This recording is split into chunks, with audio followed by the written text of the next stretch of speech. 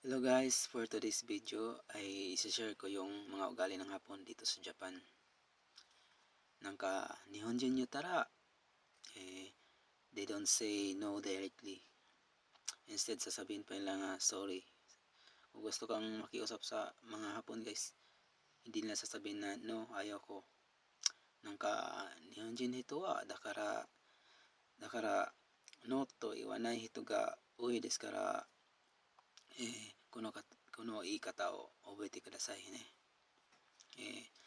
ノーと言わないけれども、その代わりに、すみませんとか、ごめんなさい、申し訳ありませんとか、yun guys, sobrang humble na sobrang mababait yung mga Hapon dito sa Japan.